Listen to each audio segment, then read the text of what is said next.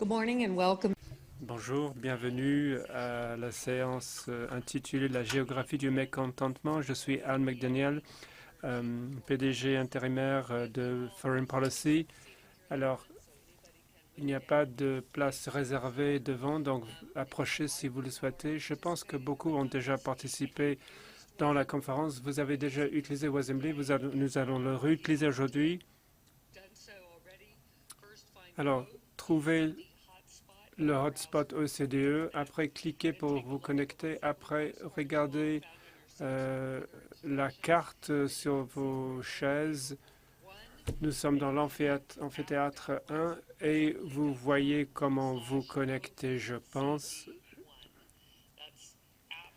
app.wesembley.com OECD1. Les questions clés me seront envoyées et nous allons les prendre en compte dans le débat. Nous avons un panel très distingué. Vous avez la biographie avec vous. Je vais rapidement les présenter en donnant leur nom et après ils vont se présenter avec leurs réponses. Donc ici, le plus près de moi, J.D. Taylor, écrivain, son dernier livre Island Story, Journeys Through Unfamiliar Britain. À côté de lui, vous avez Nathalie Shannon, PDG de Alabama Shannon. À côté de Nathalie, vous avez Carsten Kissmeyer, maire de la ville de Ikast-Brande au Danemark. À côté de Carsten, vous avez Richard Trumka, président du AFL-CIO, le syndicat américain. Et au bout, vous avez Lamia Kamal Chouaï, directeur Centre d'entrepreneuriat de l'OCDE, enfin entrepreneuriat, PME, développement local et tourisme de l'OCDE. Merci d'être avec nous. Alors, pour commencer, j'aimerais vous expliquer pourquoi nous sommes ici. Malgré les avantages généraux, la mondialisation n'a pas marché pour tous. Comme nous avons vu dans les élections un peu partout dans le monde depuis un an, beaucoup de personnes se sont senties exclues, surtout dans les pays de l'OCDE. Ce sentiment est très tangible. L'OCDE donc, a été pionnier dans la collecte et de l'analyse des données portant sur le bien-être régional. Il faut continuer le travail pour établir un lien entre ceci et le retour de bâton contre la mondialisation, mais il est clair que là où vous vivez est lié à comment vous vivez ou même combien d'années vous allez vivre. Donc la question se pose, est-ce qu'il y a une dimension localisation liée à ce retour du bâton contre la mondialisation? Dans les régions plus importantes des pays de l'OCDE, les calculs fusionnant le revenu, l'emploi, la santé et les inégalités salariales montrent que les régions métropolitaines ont des niveaux plus élevés que d'autres régions, mais avec des inégalités plus élevées aussi. Les tendances qui sont le moteur de ces écarts se sont creusées et les différences sont encore plus complexes. Les données au niveau des villes montrent des écarts plus importants qui représentent vraiment une question de vie et de mort. À Copenhague, la municipalité, les résidents de la municipalité ont une espérance de vie plus faible à la naissance, et ceci de 4,5 ans. D'autres analyses montrent une différence de 20 ans en matière d'espérance de vie dans les villes comme Londres, au Royaume-Uni ou Baltimore, aux États-Unis. Donc, pour commencer aujourd'hui, j'aimerais poser une question à chaque panéliste. Quelles sont vos expériences? Est-ce que ceci confirme l'idée d'une géographie de mécontentement? Votre destin, votre espérance de vie, est-ce que cela dépend de où vous vivez? Commençons avec J.D. Taylor. Merci Anne et merci de m'avoir invité. Je suis très heureux d'être ici pour parler avec vous aujourd'hui et demain. Bien, sans aucun doute, le lieu d'où on vient a une influence sur notre destin. Nous savons dans tous les pays, toutes les régions, que ce soit lié à des dialectes. On me dit qu'à Sheffield, l'accent change tous les 10 kilomètres. Je pense que c'est la même chose en France. Alors, je vais parler un petit peu de moi-même. Je suis écrivain. j'ai créé un livre Island Story, donc un récit. J'avais passé 4 mois à vélo parcourant le Royaume-Uni, parlant avec des individus, leur demandant comment était leur vie. Des réponses étaient vraiment très intéressantes et riches. Alors, un commentaire que j'aimerais faire pour faire avancer le débat. On peut imaginer des régions liées à différentes formes de production. Certaines régions produisent différents produits, différents fruits. Au Royaume-Uni, on a la production industrielle, les mines de charbon dans le nord ou dans le sud-ouest du Pays de Galles. Mais ce qui m'avait frappé était l'ex-industrialisation, un processus complexe où beaucoup d'emplois à vie ont disparu un peu partout au Royaume-Uni. J'avais entendu une chose quand j'étais à Wolverhampton, dans le centre du pays, le pays noir à cause de la pollution. C'est là où la révolution industrielle a commencé. Il y a peu d'industrie là-bas maintenant. Steve m'a dit, avant, on produisait des choses. Il disait, on produisait des choses. C'est intéressant parce que on parle de lieux, on parle de fierté du passé, de la production, une collectivité sociale, économique, et le sentiment de quelque chose de perdu. Donc la géographie du mécontentement, certes, il y a des éléments sociaux et culturels, mais il y a également des causes économiques similaires parmi toutes ces régions. Merci. Bonjour, je m'appelle Natalie Shannon. Alors, je suis né et grandi dans le nord-ouest de l'Alabama. C'était connu comme la capitale des t-shirts du monde dans le passé. 40 000 personnes dans ma ville. Et au début de l'ALENA, 5 000 personnes travaillaient directement dans l'industrie du textile et ont été déplacées vers d'autres industries. Donc, je suis revenu à cette ville en 2000. J'ai commencé une entreprise de production de textiles, donc à l'encontre des tendances, si vous voulez. Et j'ai passé les 17 dernières années à reconstruire l'industrie du textile dans notre petite ville. Et la géographie du mécontentement, c'est tout à fait intéressant. Pourquoi? Parce qu'une des choses que nous avons faites était de collecter des histoires orales des individus qui vivaient dans cette ville. Et ces récits, cette écoute nous a aidés à comprendre la géographie du mécontentement. Alors, ce mécontentement, il est difficile de le voir comme un seul ensemble. Pour moi, si vous regardez les données, Alabama, Mississippi, nous sommes toujours en bas des classements. Mais la réalité, sur le terrain, ce que font les individus à la base pour essayer d'aider la collectivité, les choses sont tout à fait différentes. Et ceci est perdu, je pense, dans la vue globale. Les petites fleurs qui poussent, en fait, on ne les voit pas avec cette vue globale. Donc, il y a des événements et des activités qui peuvent déclencher un haut niveau de mécontentement, des tornades, des actes de guerre ailleurs, mais je crois qu'il y a beaucoup plus de choses qui se passent sur le terrain qu'on ne le sait quand on écoute le récit général. Voilà donc, voilà mes idées. Karsten, je m'appelle Karsten Kismaier, je suis maire depuis 16 ans dans une municipalité danoise au milieu du Jutland, 300 km au nord de Hambourg. Voilà, vous me situez un petit peu. Il y a 30 ans, nous produisions des textiles et des meubles. Et on faisait de la couture, on était des artisans. Et fin des années 80, avec la mondialisation, beaucoup des emplois ont disparu. Des déplacements des localisations vers l'Espagne, Portugal et après l'Orient. l'Asie, la Chine, le Vietnam peut-être. Et maintenant, on voit la production en Turquie, dans les pays baltiques, en Ukraine. Taux de chômage, milieu des années 90 chez nous, 14%. Et à la mairie et dans la société danoise en général, nous avons examiné cette situation et on a compris qu'il fallait améliorer les compétences des travailleurs. Donc nous avons lancé un système d'éducation où des adultes pouvaient suivre une formation. Et je crois que ceci a très bien marché aujourd'hui.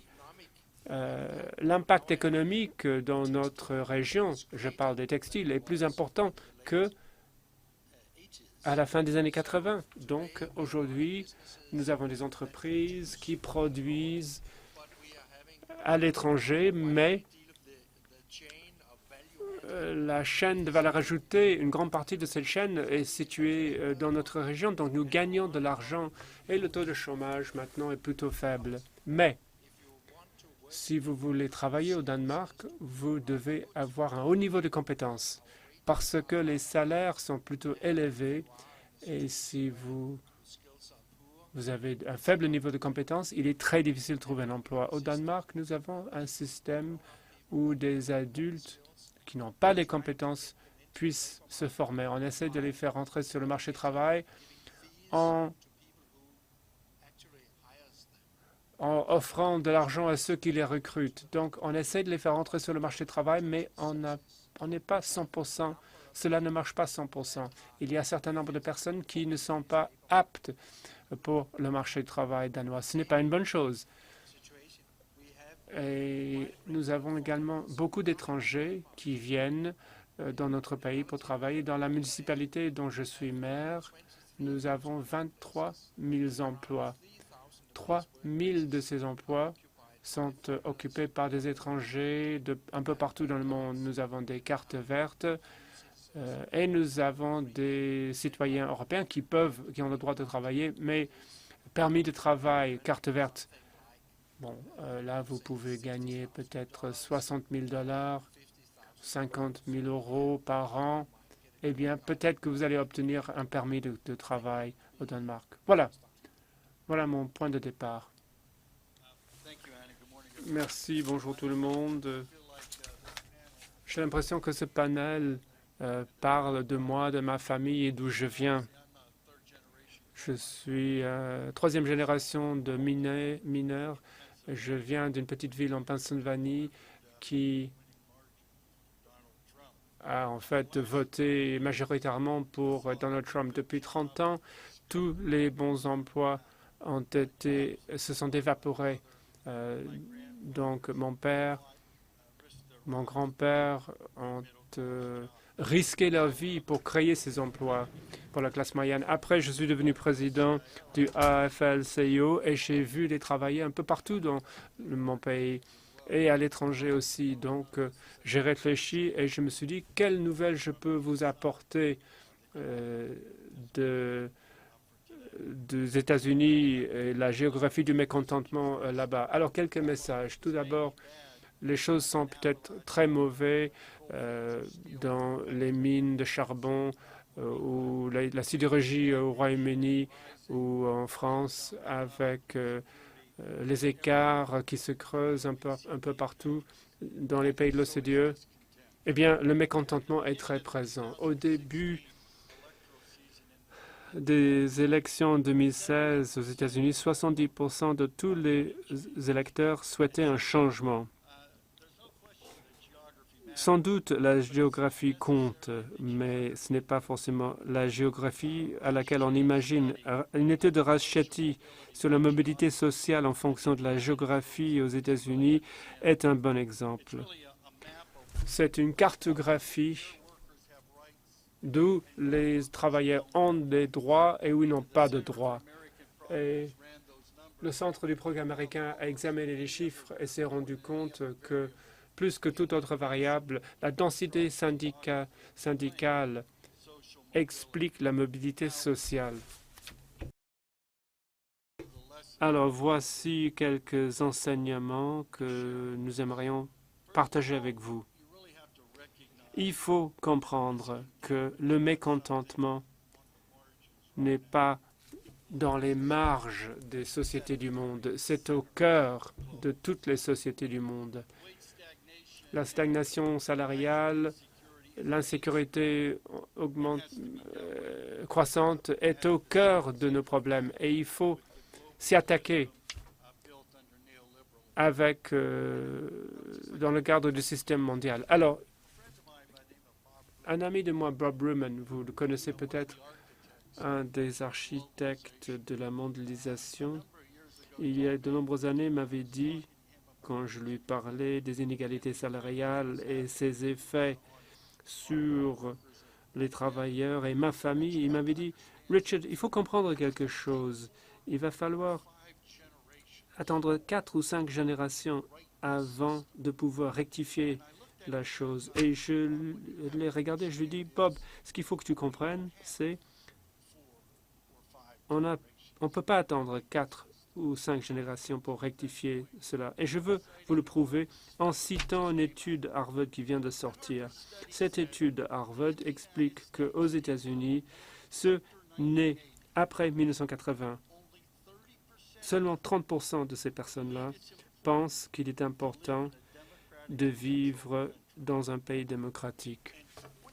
Et 24% pensent qu'il est mauvais de vivre dans une société démocratique. C'est donc la première génération qui a vécu toute sa vie dans le système néolibéral.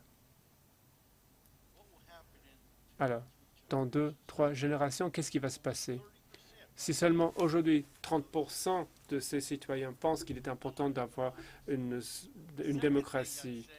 Deuxième chose, dans les régions qui sont frappées le plus durement par le système néolibéral, il faut arrêter de creuser encore plus avec des politiques publiques qui affaiblissent le pouvoir de la négociation collective des travailleurs et les différences géographiques. Il faut des politiques pour créer un plein emploi à travers l'économie, non pas uniquement dans les zones urbaines, mais l'emploi pour tous, un peu partout. Et quatrième chose, des régions comme la région d'où je viens ont besoin des investissements publics ciblés. Il est facile de dire tout ce qu'il faut, c'est avoir une éducation. J'aimerais en parler un petit peu.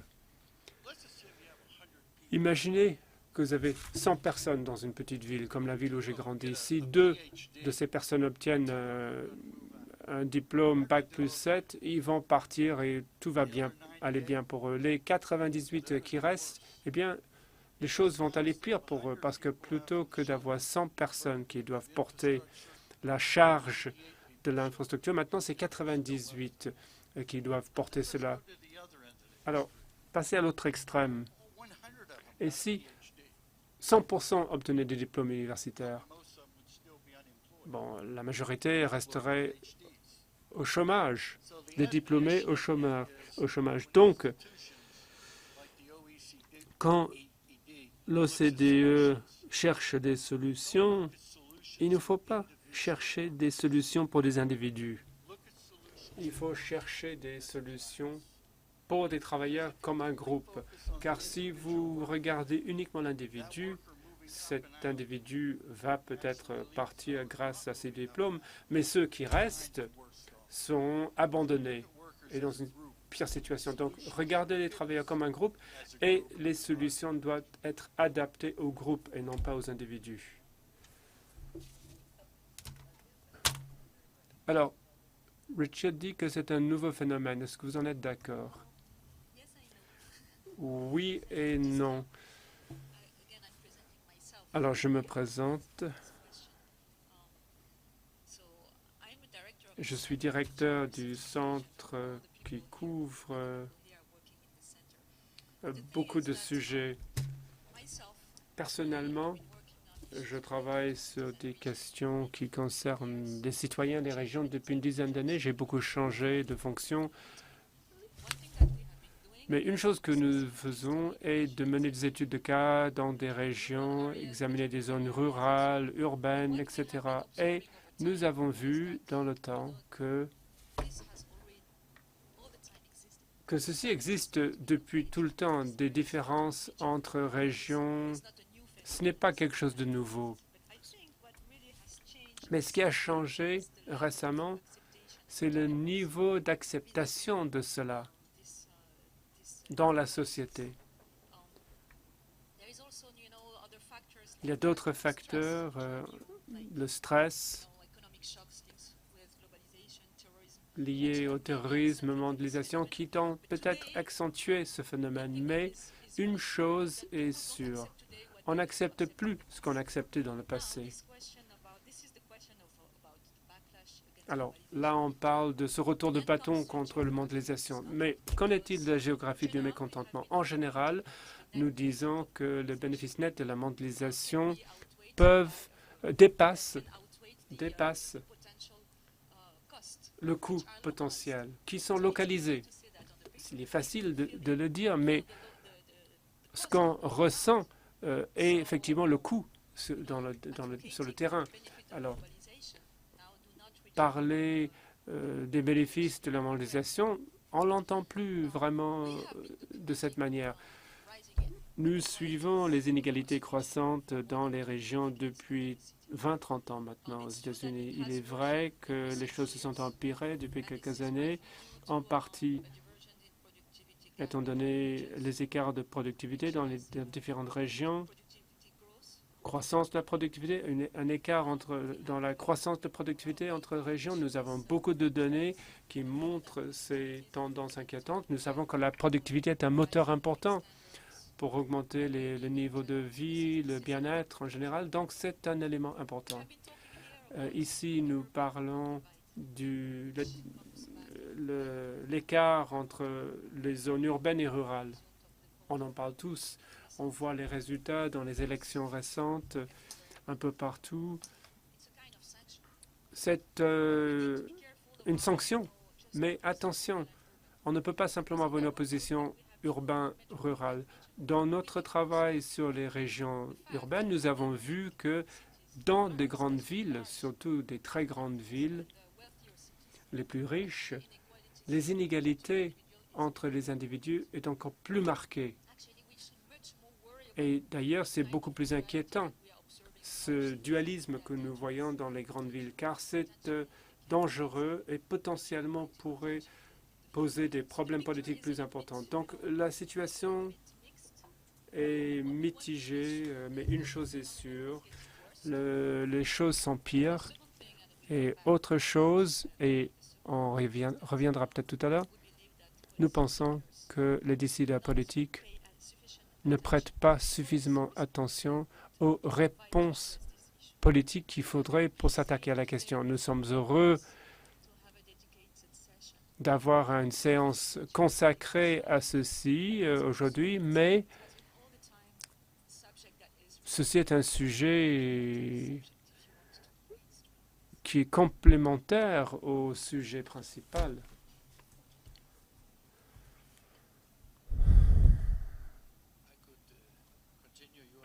Je pourrais continuer là où vous avez arrêté. Quand vous vous levez le matin, si vous êtes quelqu'un de normalement constitué, vous réfléchissez à ce qu'il vous faut. Bon, vous pensez à prendre une douche, après des vêtements, vous habiller, et après il vous faudrait peut-être une voiture, un moyen de transport, etc., etc. Et vous pouvez expliquer votre journée en termes de besoins. Moyen de production, quelqu'un qui travaille. Au Danemark, on pensait que nous pouvions vivre ou gagner de l'argent grâce au savoir vers l'an 2000. Mais actuellement, on voit que l'exportation du savoir, c'est quelque chose de très difficile à faire. Nous avons un taux d'exportation de 1 milliard, 1000 milliards krones danois, dont seulement 4 viennent de la vente de savoir. Nous En fait, nous plaçons du savoir dans les produits. C'est très important d'y réfléchir. Quand on voit ces exportations, ces produits exportés ne viennent pas des grandes villes, ils viennent des petites régions où sont les usines, où on trouve de la production agricole, où sont les artisans. Et ce n'est pas dans les zones urbaines. Dans les zones urbaines, nous avons des banquiers, l'administration publique. Et quand vous travaillez dans un bureau, il est important de pouvoir se dire, ce que je vais faire aujourd'hui va aider la production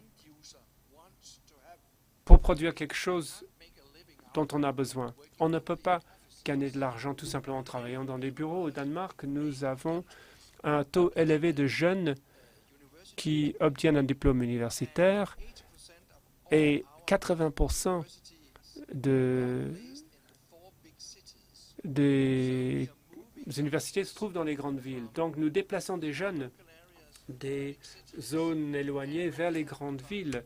Et une fois qu'ils sont devenus ingénieurs, et nous produisons des éoliennes, par exemple, d'où je viens, eh bien, nous avons du mal à trouver des ingénieurs, convaincre un ingénieur de se déménager de Copenhague dans ma ville. Il est plus facile de convaincre un Brésilien avec le même diplôme de venir. Donc, quand vous déplacez des jeunes,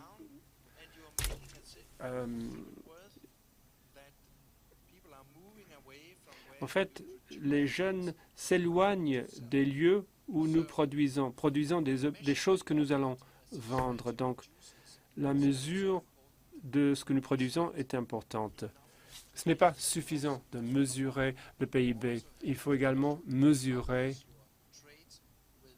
les échanges avec les pays étrangers. Et ceci est important au Danemark. Nous avons également commencé un processus où nous déménageons des bureaux d'administration publique de Copenhague vers les zones rurales pour les rapprocher des usines, les exploitations agricoles, pour qu'ils comprennent la situation, la réalité de la situation. Intervention en micro.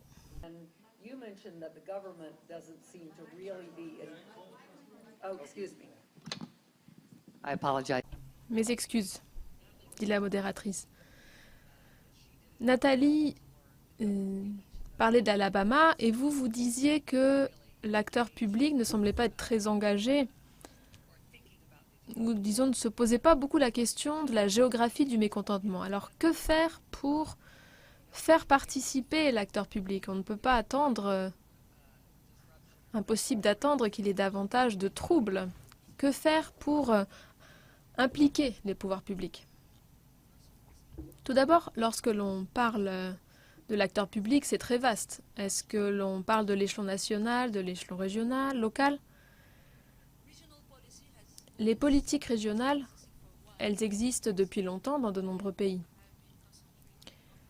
Elles se sont concentrées sur deux éléments: essayer de mobiliser les compétences, la concurrence, l'éducation, de façon à augmenter le nombre de gagnants, et puis également dédommager les perdants par un mécanisme de redistribution.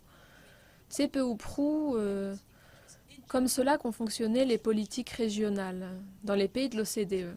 Donc redistribution, à l'image de la rétribution à l'endroit des particuliers. On essaie de reproduire ce modèle à l'échelle régionale. Et à l'OCDE, depuis un moment, nous estimons que ce n'est pas ainsi qu'il faut procéder, et nos recommandations vont dans ce sens. Nous pensons qu'il faut améliorer la compétitivité de tous les territoires, qu'ils s'en sortent bien ou moins bien, en se servant d'un certain nombre de mécanismes qui soient moins verticaux, qui fonctionnent moins du haut vers le bas, mais qui répondent plutôt à une logique de partenariat entre les différentes couches de la population et les différents acteurs économiques. Donc nous y travaillons depuis un certain temps. Mais ce n'est pas cela que je voulais dire. Ce que je voulais dire, c'est que lorsque l'on...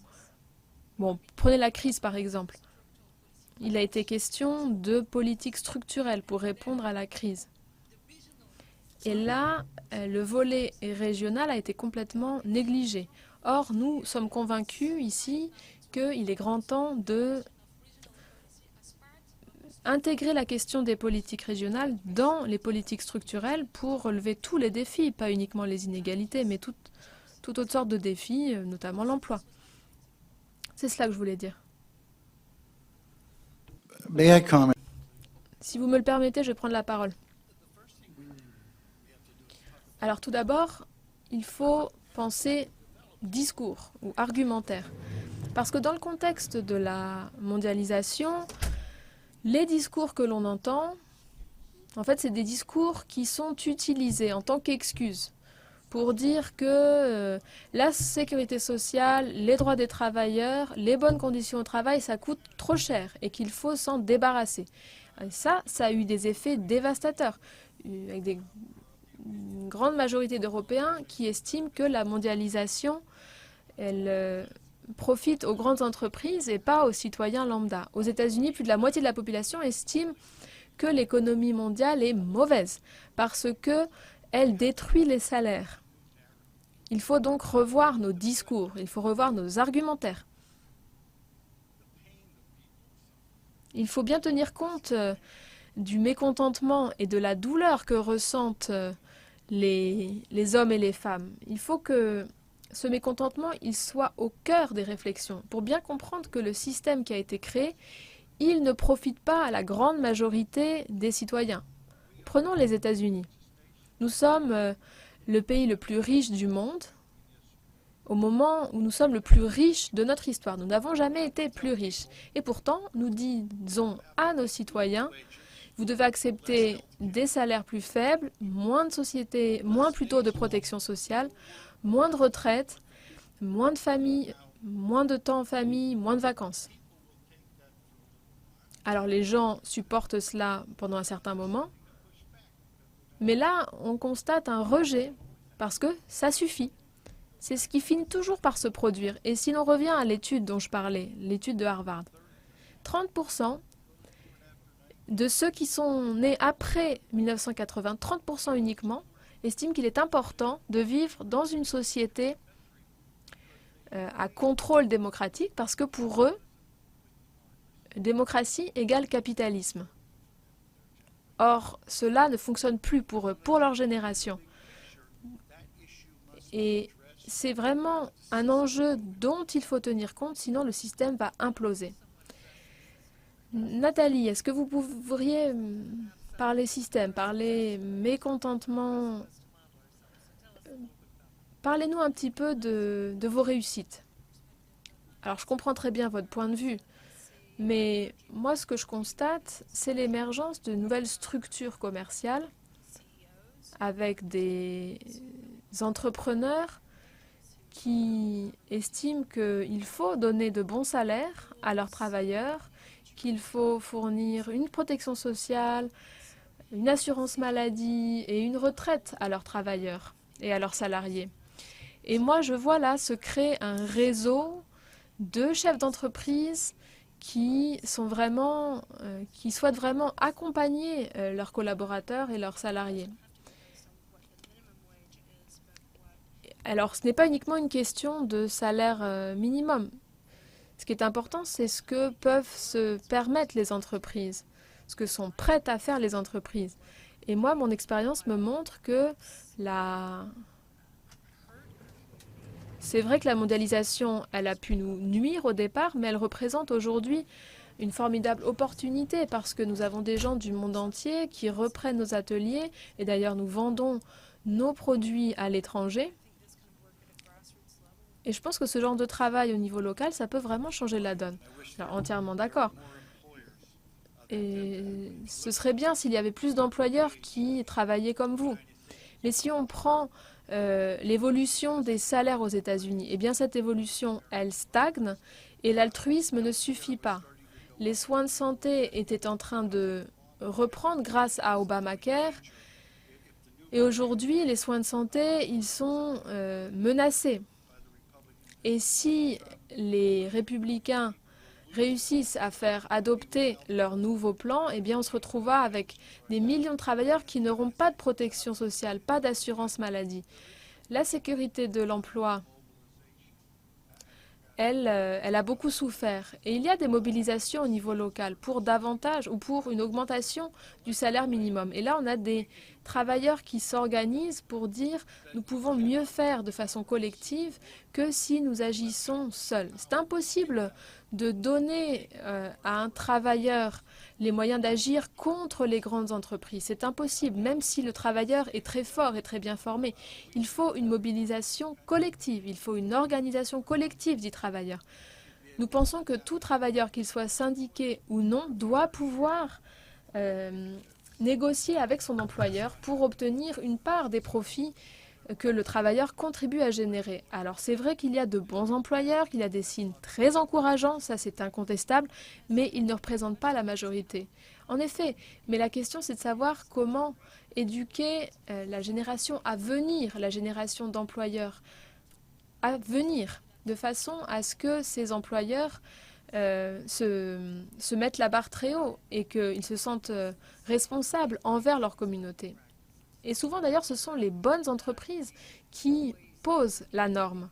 Je suis certain que les employeurs dans votre communauté plutôt, ils sont plutôt satisfaits, ils sont plus productifs. Alors 5000 personnes dans une ville de 40 000 personnes ont perdu leur emploi. Ce serait illusoire de dire que j'ai résolu tous les problèmes. Tout ce que je veux dire, c'est que il y a des solutions. Moi, je suis allée dans une université en Afrique du Sud où on a des citoyens ruraux qui viennent se former en ville, mais ils se sont engagés à terme à revenir dans leur village et à investir. Et ensuite, on leur a donné le choix, après être restés dans leur village pendant un certain temps, ils avaient le droit de rester ou de décider de repartir. Et donc c'est pas forcément tout blanc ou tout noir, il y a des solutions qui peuvent nous permettre d'avancer.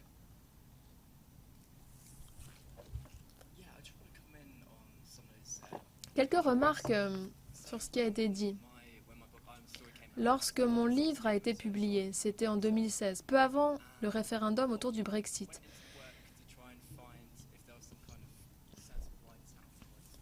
Et nombreux sont ceux qui se sont demandé pourquoi le Brexit, pourquoi ces résultats. Et en fait, le sentiment, c'est que pendant une décennie, il y a eu des pertes d'emplois, il y a eu une augmentation des coûts du logement. Ça, c'est une des raisons qui a été évoquée, mais il y a également tout un ensemble de questions plutôt émotionnelles ou psychologiques. Alors, est-ce que vous connaissez la Cornouaille? C'est une région dans le sud-est de la Grande-Bretagne. S'il s'agit de l'une des régions les plus pauvres de l'Union européenne, eh bien, un tiers de la population vit sous le seuil de la pauvreté. La Cornouaille a voté pour le Brexit, alors que depuis l'année 2000,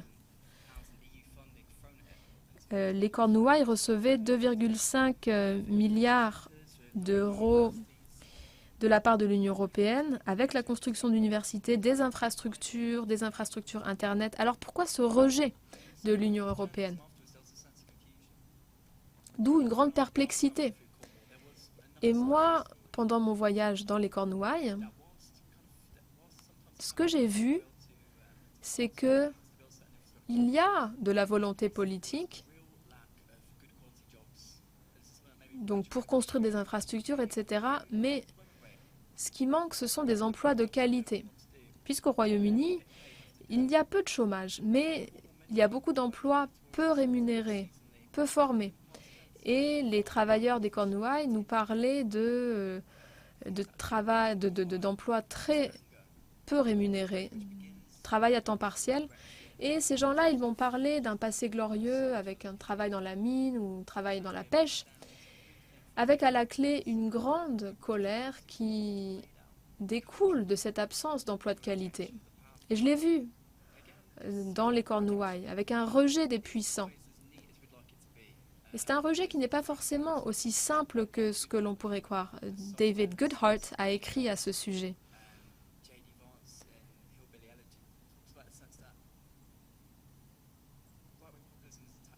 En fait, le populisme, il découle de l'idée que l'on peut se refermer sur sa communauté.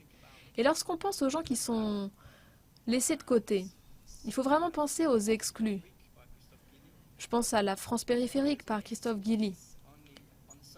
Mais il y a aussi ceux qui vivent dans les banlieues défavorisées, à la périphérie, à la marge, en France, au Royaume-Uni, et il y a une vraie colère. Et comme le disait Rich, impossible d'attendre 4 à 5 générations. Et cette colère, elle ne cesse de croître. Alors comment faire pour que tous ces travailleurs puissent avoir de vie meilleure? Alors vous parliez de colère. En effet, il y a de la colère et les voix se font de plus en plus entendre. Mais ceux qui sont en colère, en fait, ils ont du mal à se faire entendre parce que ce sont rarement eux qui sont au pouvoir. Alors comment faire mieux entendre ces voix? Est-ce que l'on pourrait en faire davantage pour contraindre l'acteur public à les écouter, ces voix? C'est une question très difficile. Ce que nous constatons, je crois, c'est une crise de la représentation politique et économique. Alors, ce n'est pas vrai partout, mais c'est vrai certainement au Royaume-Uni, aux États-Unis. Le pouvoir des syndicats a beaucoup diminué. Et avant, il y avait des systèmes de contre-pouvoir à l'encontre des entreprises, des multinationales. Et c'est un pouvoir qui a beaucoup diminué. Et il y a en fait un système de reproduction sociale qui font que les dirigeants politiques viennent de Oxford, de Cambridge et ne représentent pas toute la population. Alors après, les gens se demandent, mais pourquoi ces travailleurs sont si en colère? Ils ont du travail. Alors au Royaume-Uni, ce qui me marque, c'est le déclin d'une vie citoyenne. Alors que ce soit les syndicats, les centres communautaires, il y a un lien social qui était incarné par ces incarnations. Et bien tous ces centres, ils ont vu leur financement coupé au cours des dernières années.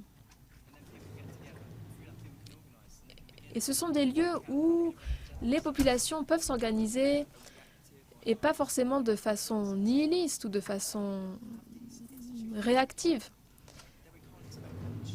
Mais sans ces institutions, on ne peut pas s'attendre à des résultats miraculeux.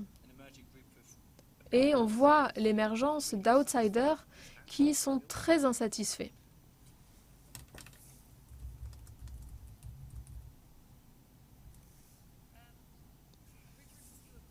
Richard, est-ce que vous êtes d'accord pour dire que les syndicats souffrent d'une érosion de leur pouvoir et qu'il faut y remédier? J'ai le sentiment qu'aujourd'hui, tout particulièrement aux États-Unis, il y a en fait un soutien à l'endroit des syndicats qui ne cesse de croître, tout particulièrement parmi les jeunes qui vivent dans la gig economy, qui ne fonctionne pas forcément pour eux. Et c'est peut-être le secret le mieux gardé aux États-Unis, à savoir que, outre l'armée, personne n'éduque davantage de jeunes que le mouvement syndical aux États-Unis. Nous formons plus que les universités. Nous formons plus que les universités. Nous sommes numéro 2 après l'armée. Et à présent, nous agissons dans les quartiers, dans les territoires défavorisés, avec des cours de rattrapage pour les travailleurs qui n'arrivent pas à se qualifier pour notre programme d'apprentissage. Nous les équipons de compétences de façon à ce qu'ils puissent réussir notre examen, avec à la clé de très bons résultats. Nous avons des partenariats avec les employeurs, Nathalie, des employeurs qui souhaitent travailler avec nous. Et si je vous ai donné le sentiment que je condamnais tous les employeurs, j'en suis vraiment navrée, parce que ce n'est pas le cas, vraiment. Il y a de nombreux employeurs qui ont vraiment à cœur le bien-être de leurs employés. Il en faut plus. Et il faut que les travailleurs puissent s'épanouir. Je pense que les syndicats sont plus nécessaires que jamais. On voit des syndicats aux États-Unis dans des régions où il n'y en avait jamais eu par le passé.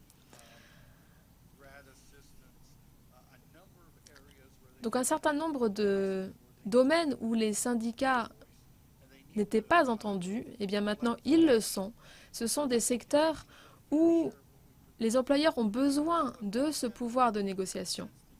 Parce que ce que l'on constate depuis le milieu des années 70, c'est une croissance de la productivité, mais une stagnation des salaires.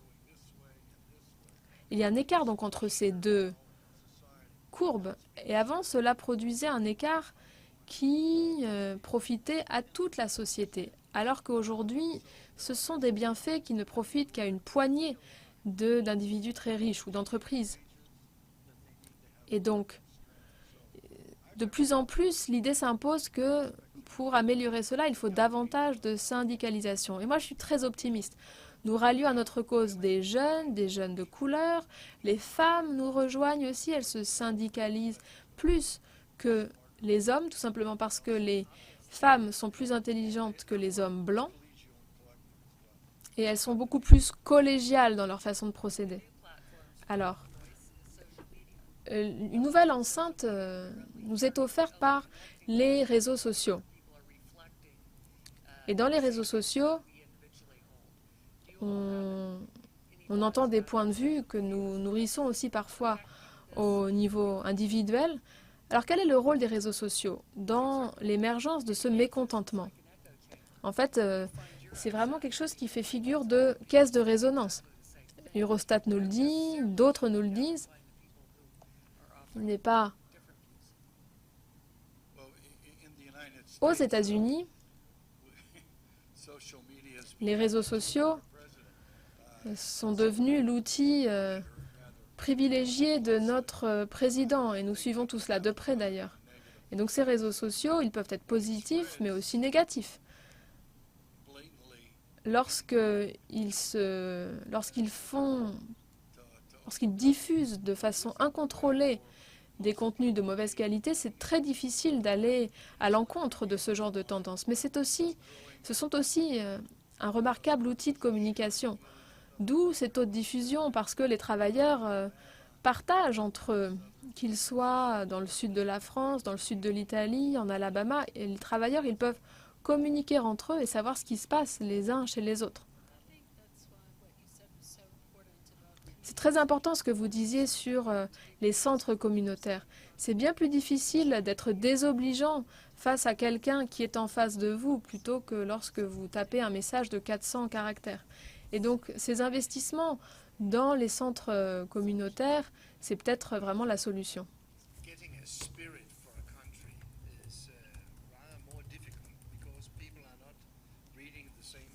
Alors c'est difficile aujourd'hui parce que les gens ne lisent pas les mêmes journaux, ils ne regardent pas les mêmes chaînes télé.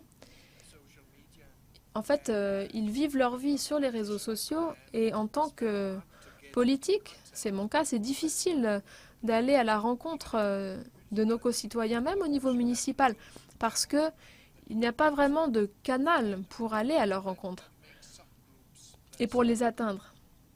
Ce qui crée des sous-groupes, et ce n'est pas forcément une bonne chose. Une petite anecdote. Dans le sud, au sud de Copenhague, il y a une petite île. Il y avait beaucoup de chantiers navals. Il y a 30 ans, départ ou fermeture de ces chantiers, l'île est devenue très pauvre, les logements sont très abordables, alors que les logements à Copenhague sont très chers. Et donc, il y a une exportation des citoyens de Copenhague vers cette île. Et donc les gens qui vivent dans cette île, ils vivent d'allocations. Et donc on crée des zones qui, en raison des prix du logement et en raison d'autres facteurs, eh bien, ont des conditions de vie tout à fait différentes de celles de leurs voisins. Il y a une ville qui s'appelle Aalborg chez nous, avec deux zones séparées de 5 km l'une de l'autre, où l'espérance de vie, ou plutôt il y a un écart de 13 ans entre les espérances de vie. Donc deux quartiers qui sont séparés de 5 km. Yeah, that's a striking thing, but I can. Ah oui, c'est en effet stupéfiant. Je pense à des exemples aussi à Londres, à Sheffield, à Birmingham. En fait, ce sont presque des colonies pour pauvres. C'est vraiment ce qui se passe. Et si on pense aux réactions de colère dans les banlieues, et j'analysais donc les résultats du Brexit, il y a eu beaucoup de votes pour le Brexit dans les zones périphériques de zones multiculturelles. Les pauvres dans les banlieues, si on les ignore, ils se mettent en colère.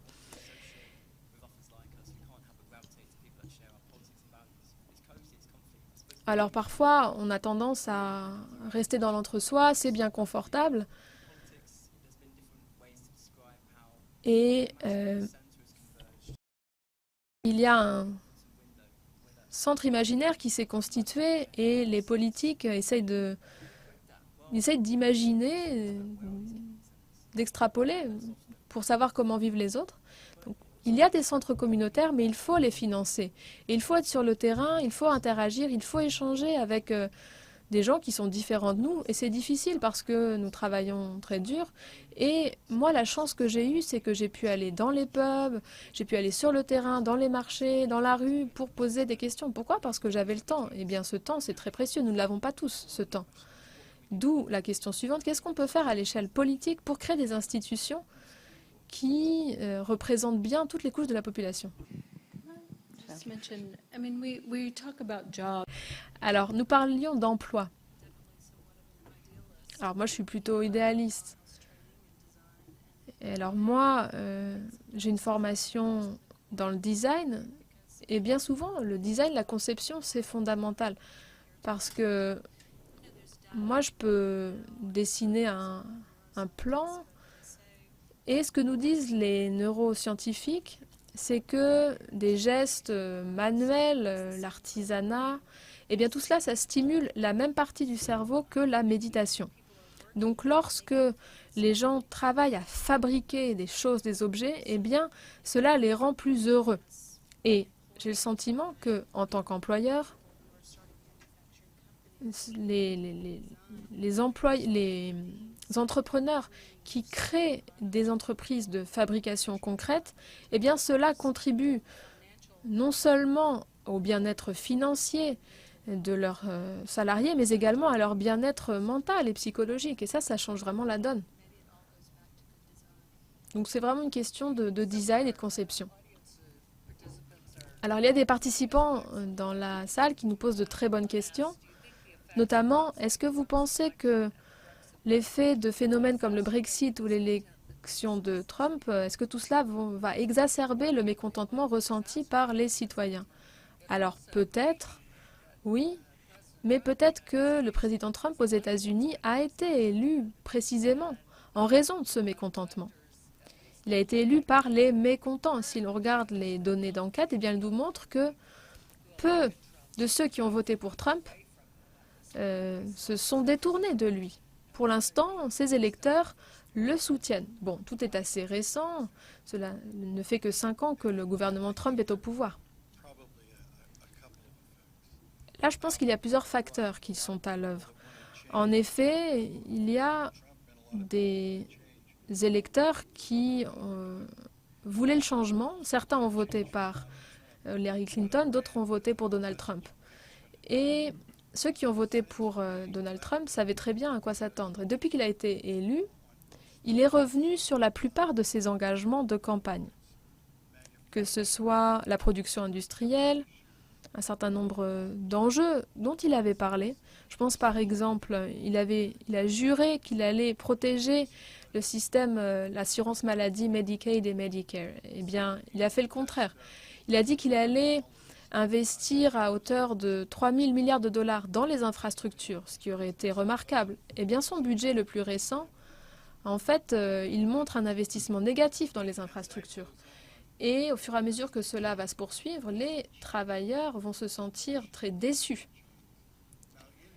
Et pendant cette élection, moins de 50% des électeurs qui pouvaient voter l'ont fait.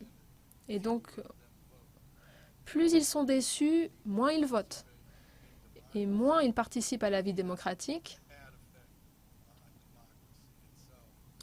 En fait, la démocratie s'en sort d'autant plus mal. Et si sa présidence finit par décevoir toute une couche de la population qui pourtant avait voté, eh ben, je pense que c'est vraiment une très mauvaise nouvelle pour notre pays. Si nous pouvons résoudre des problèmes et faire avancer les choses, quel que soit le président, eh ben, au contraire, je pense que c'est une bonne chose. Et je pense que vous allez voir, malgré tout, un retrait, un recul, parce qu'il est revenu sur ses promesses de campagne. Il en revient à un programme politique qui, justement, est la cause de tous ces problèmes. Au Danemark, je crois que nous avons un petit peu peur de ce qui s'est produit. Par exemple, quand on regarde ce qui s'est passé aux États-Unis, nous avons regardé avec ce qui s'est passé en France avec une certaine crainte.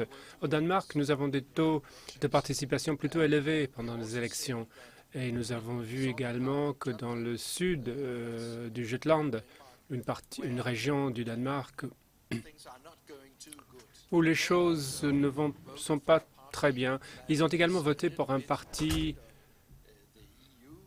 qui rejette un peu l'Union européenne, qui n'aime pas trop l'euro et qui souhaiterait enfermer ou fermer les frontières un petit peu. Mais je crois que les politiciens danois se sont réveillés et ont compris qu'il y a une tendance visible dans la population, à savoir que les Danois ont peur de ce qui se passe dans le monde. Donc je crois que nous voyons une certaine convergence à nouveau au Danemark. Oui, c'est fascinant la question parce que cela change selon le pays. Avec le vote sur le Brexit, 70% ont voté. Donc le taux de participation était plutôt élevé. Comme disait Carson, c'est un moment où tout le monde s'est réveillé.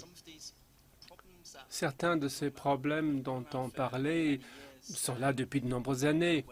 Faible niveau salarial, immobilier trop cher, problèmes culturels, un sentiment d'être perdu perdu dans l'immigration. Ces problèmes existent depuis de nombreuses années, donc les politiciens se sont réveillés. Mais qu'est-ce qu'ils vont faire? Je crois qu'il y a un principe qu'on voit dans la théorie politique, Cicéron. Le bien-être des citoyens, c'est la loi suprême. Et j'espère que quand on réfléchit au bien commun, on va penser aux individus, le peuple. C'est le cas avec Brexit et puis la montée de Le Pen. Vous avez eu des mouvements en contre-courant, comme En Marche, qui voient le jour. Je pense aussi à Corbyn au Royaume-Uni. Et dans les deux cas, on a vu une augmentation de l'engagement civique. Les gens essaient de comprendre ce qui se passe. Ils essaient de créer un changement politique. Donc, Brexit, le Trump, peut-être des phénomènes négatifs, mais il y a d'autres tendances qui sont plutôt positives. D'autres questions.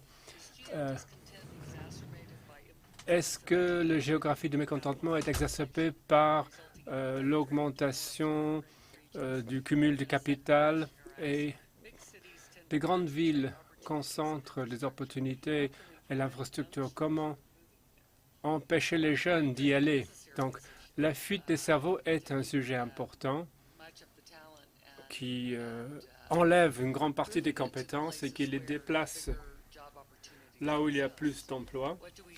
Que faire dans les régions de mécontentement où il n'y a pas beaucoup d'emplois?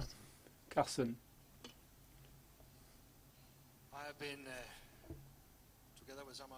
Avec d'autres, nous avons mis en place une coopération entre différentes municipalités et entreprises danoises pour faire en sorte qu'il y ait un équilibre dans le pays. Et nous travaillons maintenant afin que les universités puissent quitter les grandes villes, s'approcher des entreprises qui ont besoin des compétences des diplômés de ces universités.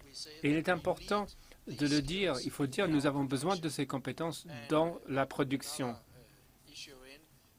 Alors, autre chose, l'industrie 4.0, la robotique arrive. On le voit chez nous, les salaires baissent rapidement et cela veut dire que la production que nous avions en Asie revient vers le Danemark. Impression 3 dimensions, métallurgie. Donc peut-être que on va voir une rupture, un peu comme la rupture de la mondialisation il y a 30 ans ou il y a 25 ans. Donc peut-être qu'il y aura une nouvelle rupture. Très rapidement. Richard. La réponse est oui, la réponse à la question. La mobilité régionale est un couteau à double tranchant. Ceci aide ceux qui peuvent partir, mais augmente les difficultés pour ceux qui restent. Il y a beaucoup de raisons pourquoi on ne peut pas quitter une région. Certaines raisons familiales, parce qu'on n'a pas les compétences, mais pour nous, la réponse est les investissements publics ciblés dans ces régions. Il ne faut pas enlever des individus de ces régions et les placer dans les zones plus riches, mais d'apporter des investissements ciblés aux régions où il n'y en a pas assez de ces investissements. Et les effets à court terme sont que ceci crée tout de suite des emplois. Et si on peut améliorer l'accès géographique, je pense à des services publics, santé, éducation, transport en commun, logement social, eh bien, le potentiel en matière de productivité dans ces régions est boosté et la région peut voir une croissance. Donc l'affluence va vers eux plutôt que de voir les individus aller vers l'affluence. Oui, je voulais appuyer ce qu'a dit Richard, qui parlait de la mobilité géographique, qui a toujours été considérée comme étant la réponse, que c'est la solution si nous voulons équilibrer des déséquilibres régionaux. Mais cela ne fonctionne plus. Évidemment, on le voit toujours, mais ce n'est plus comme dans le passé. Nous avons vu un peu partout dans le monde une migration des zones rurales vers des zones urbaines, mais c'est beaucoup moins marqué maintenant.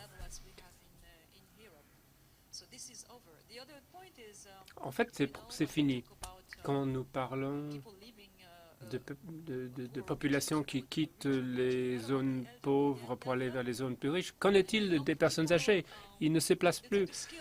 Les jeunes, certes, les jeunes avec les compétences partent, mais pas les jeunes sans compétences. Alors, donc, c'est une recette un peu risquée. Il y a des solutions.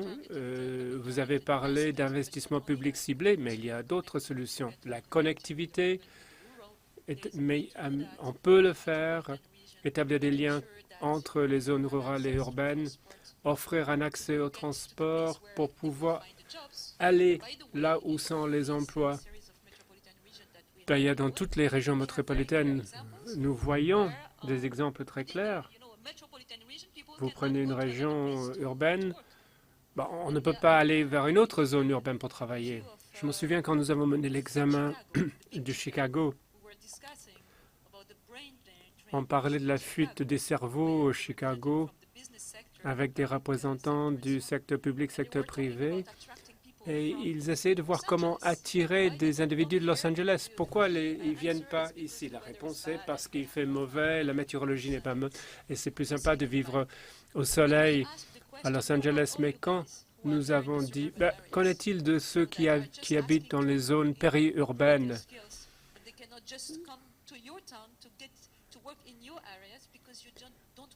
Pourquoi pourquoi vous ne voulez pas investir dans l'infrastructure pour attirer des personnes avec des compétences qui vivent dans les zones périurbaines? C'est un vrai problème. Nous avons chez nous une petite organisation intitulée 12 for Life, gérée par une entreprise Southwire. Alors, qu'est-ce qu'ils font? Eh bien, ils travaillent avec des lycéens qui ne sont pas forcément stables d'un point de vue économique, qui ne vont peut-être pas obtenir le baccalauréat, et ils essaient de les placer sur le lieu de travail pour qu'ils puissent interagir dans le monde du travail. Et donc, ils passent la moitié de la journée à l'école et la moitié dans une entreprise. Mais ils ont 1 heure et demie entre les deux où les élèves apprennent des compétences de vie. Donc, on leur apprend tout ce qu'il faut pour vivre une vie normale. Je pense à comment ouvrir un compte en banque, remplir un formulaire pour postuler pour un travail. Et en fait, nous avons vu une augmentation du taux de diplômés de 60% à 90%. Et beaucoup de ces étudiants restent et ne partent plus et travaillent dans ces villes.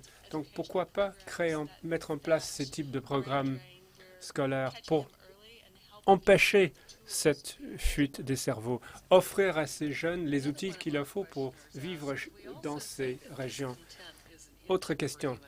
Le mécontentement, est-ce qu'on pourrait dire que c'est un moteur du progrès humain? On le voit dans le passé, quand on regarde l'histoire de l'homme. Le mécontentement donne lieu au changement, effectivement. Est-ce que ce mécontentement que nous voyons aujourd'hui, est-ce que c'est différent? Quand je pense au Royaume-Uni, effectivement, il y a un mécontentement qui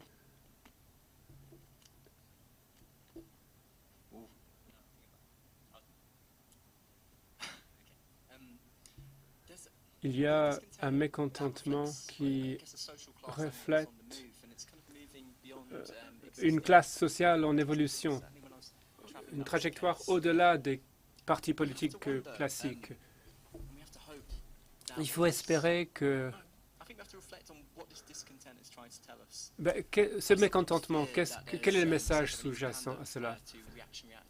Je crois qu'on a l'impression qu'il faut accepter des réactions conservatrices et non pas regarder ce qui est sous-jacent. Alors, on sait qu'un tiers de la main-d'œuvre se trouve dans le travail précaire et cette précarité donne lieu à un mécontentement. Il y a une rage, une colère contre le conservatisme, mais également contre les gouvernements travaillistes au niveau local qui sont perçus comme étant corrompus. Quand j'étais dans le nord-est de l'Angleterre, un lieu lié à la production industrielle, je ne sais pas si vous avez vu Blade Runner, certaines scènes ont été tournées dans une des régions près de Middlesbrough. On a un sentiment de désespoir. Je me souviens, une femme qui disait « Il n'y a rien ici pour mes enfants ». Alors, ce mécontentement, il faut le comprendre, offrir une nouvelle volonté politique pour remettre en question le travail précaire, offrir un logement, accorder des droits aux travailleurs, investir dans les collectivités. Eh bien, là, on pourrait voir un changement. Mais si on dit « oui, oui, très bien, mais », eh bien, il y aurait des évolutions, mais peut-être pas dans la bonne direction. Et ça, c'est une grande crainte, à mon avis. Mon grand-père et mon père étaient mineurs et ces emplois étaient épouvantables, très durs. Et ils étaient extrêmement mécontents, je peux vous le dire. Et donc, ils se sont réunis avec d'autres travailleurs pour rendre les mines plus sûres, pour avoir de meilleurs salaires. Ils ont compris qu'ils avaient une possibilité de rectifier la source de leur mécontentement. Quand on ne croit qu'il y a une issue, une possibilité de corriger la source de le mécontentement, eh bien, le mécontentement n'est plus positif. Ce n'est plus un moteur du progrès. C'est peut-être un moteur de changement. Alors, ce changement peut varier. On ne sait pas quelle forme de changement cela sera. Alors, l'enseignement, là, je crois, est que ce n'est pas quelque chose de périphérique. Ceci est au cœur de notre système qui a été créé depuis 30 ans. Et si on ne rectifie pas cela, ce mécontentement ne va pas être le moteur de progrès, ça va être le moteur du changement. Mais je ne sais pas quel type de changement, mais un changement parce que les individus veulent améliorer leur destin. Et si les gens ne pensent pas qu'il y a de l'espoir, eh bien ce changement ne sera pas positif. Une autre question. La décentralisation et gouvernements locaux, est-ce que ceci est une solution pour s'attaquer au mécontentement? Et le géographie du mécontentement, est-ce que cela alimente un récit nationaliste? En d'autres termes, le Brexit, l'élection de Trump, est-ce que ce sont des résultats de la géographie du mécontentement? Certes, il y a des sentiments nationalistes et protectionnistes aux États-Unis et au Royaume-Uni par rapport à il y a 30 ans. Sans aucun doute, beaucoup étaient stimulés par un mécontentement. Mais il y avait des personnes qui avaient voté pour Clinton qui étaient également mécontents. Et ils pensaient qu'elle serait donc le catalyste de changement. 70% des Américains ont voté pour avoir un changement, peu importe pour qui ils ont voté, parce qu'ils étaient mécontents et ils pensaient qu'il fallait un changement. Le système ne fonctionnait pas pour eux, n'a pas marché pour eux. Et ça, c'est surtout le cas avec les jeunes, ce qu'on voit dans l'étude de Harvard. Donc, ceci va s'exacerber, sauf si on accepte que le système n'a pas fonctionné. Et il ne s'agit plus de changer sur les marges, il s'agit d'apporter des changements fondamentaux pour que la majorité de la population puisse bénéficier des fruits de l'économie. Une autre question, qu'en est-il du fait que la démocratie ressemble plutôt à une plutocratie? Est-ce que ceci n'est pas un facteur dans la géographie du mécontentement? Oui, il ne faut pas oublier une chose qui est très importante. Alors, je reviens au vote sur le Brexit. On peut trouver les causes socio-économiques, mais il y a des résultats culturels que l'on voit actuellement. Quand on a analysé le vote sur le Brexit, on a vu que c'était des personnes plus âgées qui ont voté pour, moins diplômées.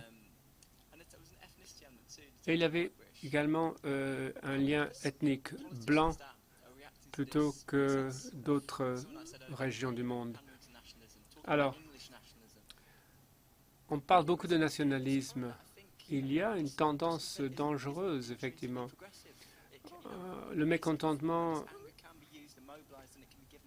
ou cette rage peut être utilisée à des fins positives ou négatives. On le voit dans l'histoire. Donc, il ne faut pas écarter les forces culturelles en jeu. On le voit. Je pense à David Goddard, qui parlait des individus qui sont très attachés à un lieu donné. Carson. Je vais raconter une petite histoire. Mesurer le bonheur des individus dans le monde, dans différents pays. Pendant de nombreuses années, le Danemark a été classé numéro 1. Cette année, nous avons perdu et c'est la Norvège qui est en haut du classement. Il faut que les gens se sentent heureux. Quand je le vois localement, la région la plus heureuse au Danemark était la région de Ringkøbing. Et c'est la région la plus éloignée de Copenhague. Ce sont des pêcheurs, ils travaillent dans l'agriculture, mais ils sont heureux.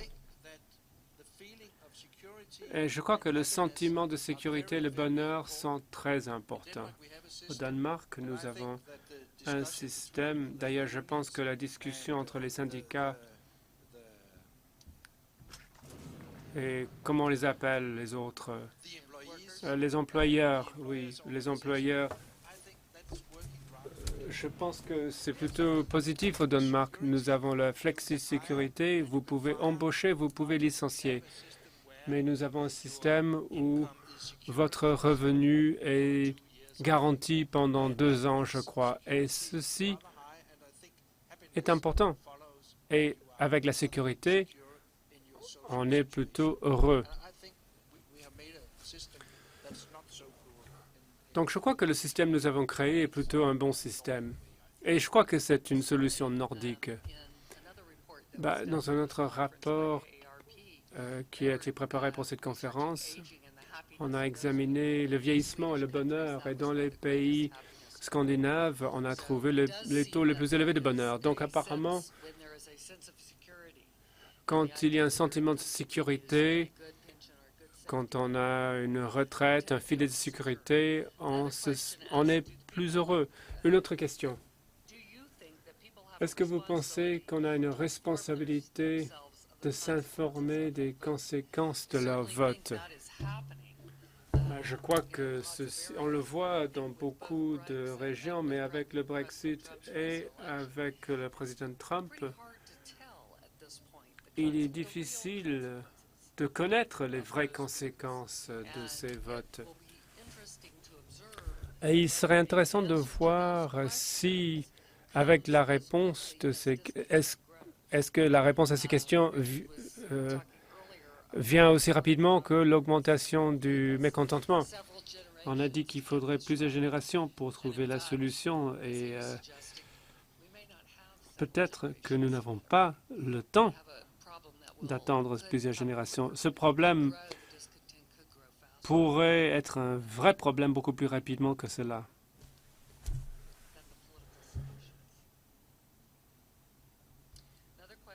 Une autre question. Pourquoi nous parlons de la géographie du mécontentement plutôt que la géographie des opportunités?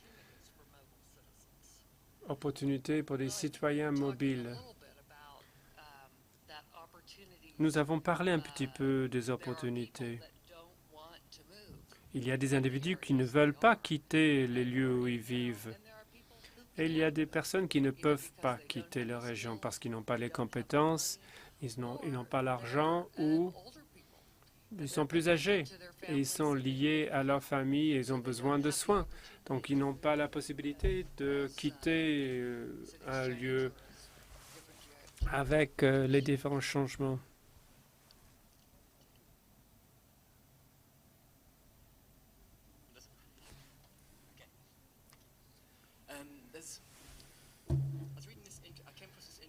J'ai vu un terme intéressant récemment, learned helplessness, un sentiment que quand les choses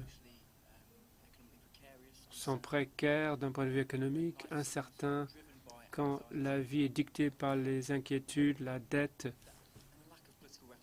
une absence de représentation politique, sentiment d'être ignoré, écarté, eh bien, on se dit, bon, on s'en fiche, personne nous écoute. On regarde cette question d'apathie, faible taux de participation dans les élections, et je l'ai vu beaucoup en Angleterre, pas trop en Écosse. Un sentiment de fatalisme, c'est pas grave, c'est pas la peine de voter, ceci ne changera rien. Et cela me fait penser à cette idée de learned helplessness. C'est-à-dire qu'on ne peut pas faire grand-chose pour changer son destin. Que peut-on faire? Est-ce qu'il y a des opportunités dans ces géographies de mécontentement? On peut s'informer, mais ce qui est important, et une de mes conclusions, il faut s'informer entre nous. Je ne sais pas si vous avez entendu parler d'idée d'un préjugé qui confirme ses propres idées. C'est notre devoir de parler et d'écouter les autres. Et il faut créer les lieux pour le faire. Ceci nécessite un financement, mais nous pouvons le faire. Ce que disait Nathalie, c'est formidable, on le voit déjà. Je ne pense pas qu'en général les citoyens peuvent analyser le monde complexe pour comprendre les mécanismes sous-jacents. Je crois qu'il faut croire, il faut qu'ils croient en la politique. Et ainsi, on ne peut pas éduquer chaque citoyen pour que chaque citoyen comprenne les complexités de la société d'aujourd'hui, les échanges, balance des paiements, le budget. C'est une situation où on voit dans beaucoup de pays européens, ils n'ont pas pu équilibrer leur budget ou la balance de paiement. Et ils voient l'évolution du triangle démographique, la pyramide démographique. Il y a des choses qui font peur quand on imagine 2050. Au Danemark, en 2000, nous étions 4 personnes en activité pour une personne à la retraite. En 2036, nous aurons 2,3 personnes en activité et 2,6 à la retraite. Alors ça, c'est une situation extrêmement grave. Regardez l'Espagne et l'Italie. Le taux de naissance par femme est extrêmement faible, même si actuellement, il y a un taux de chômage très élevé pour les jeunes. Donc, il y a beaucoup de paradoxes. Et les 25 années à venir vont nous présenter des situations extrêmement graves. Bon, les recherches montrent que pour chacun qui a 65 ans aujourd'hui, d'ici 2050, il y aura 2 personnes qui auront 65 ans ou plus. Et dans certains pays, 3 personnes 65 ans ou plus. Donc, la croissance de cette partie de la population, on la voit. Et beaucoup de pays ne sont pas du tout préparés. Une autre question. Que doivent faire les entreprises pour aider les travailleurs quand on doit fermer les entreprises? Je crois qu'il y a des exemples où les entreprises sont extrêmement rentables. Il y a des entreprises qui peuvent offrir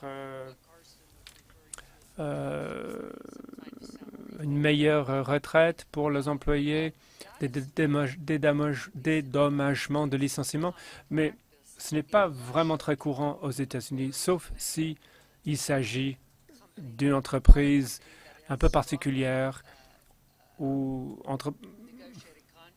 une entreprise avec une négociation collective très forte qui a mis en place des politiques pour protéger les employés licenciés. Nous avons des entreprises très rentables aux États-Unis qui ferment des installations, qui ferment des sites et qui délocalisent vers des zones de main-d'œuvre à faible prix. J'encourage les entreprises à voir les travailleurs comme des actifs plutôt que comme un coût.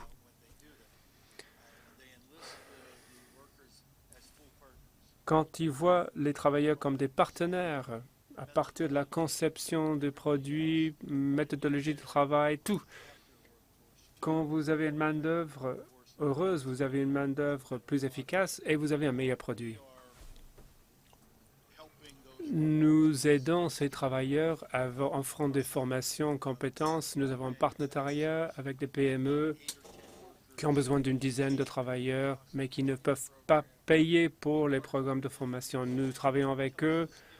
On leur demande de nous expliquer quelles sont les compétences. Nous, on offre les formations, mais en retour, les entreprises doivent leur offrir un emploi. Donc, nous avons des partenariats avec les lycées, avec les universités, On le fait un peu partout. C'est très simple. Traiter des travailleurs comme quelque chose de précieux et non pas comme un coût. Lamia. Alors, lié à cela, nous parlons ici de grandes entreprises. Mais qu'en est-il des PME? Comment encourager l'entrepreneuriat au niveau local? C'est la solution souvent. Si nous voulons créer une géographie de contentement, il faut que ces PME soient bien enracinées dans la base. Et c'est pour cela qu'il nous faut des investissements. Il ne faut pas oublier que dans les pays de l'OCDE, nous parlons de... Les PME représentent 90-95% des entreprises. Ils produisent en tout 70% de tout l'emploi et de valeur ajoutée. Donc, on a tendance à l'oublier quand nous parlons de ce type de questions. Et quand on parle de ce contre-coup face à la mondialisation, il s'agit d'inégalités, inégalités entre les individus, inégalités entre les régions, mais inégalités entre les entreprises. Nous savons que depuis des décennies, toutes politiques publiques ont renforcé la position des grandes entreprises par rapport aux PME. Et ce sont les électeurs aussi. Il ne s'agit pas d'individus, il s'agit de petits entrepreneurs qui ne sont pas heureux, qui ne sont pas contents. Et ils ne peuvent pas travailler. Les mêmes règles ne sont pas les mêmes entre eux et les autres. Alors, je vous laisse pour les mots de la fin plutôt. Merci pour ces échanges très dynamiques. Nous avons brassé des idées, nous avons proposé des réponses, mais des questions persistent. Alors, il va y avoir un débat pendant le déjeuner sur les migrations et l'intégration. Et puis, la séance cet après-midi, elle commencera à 15 h et elle portera sur le monde numérique que nous appelons de nos vœux. Merci beaucoup pour votre participation.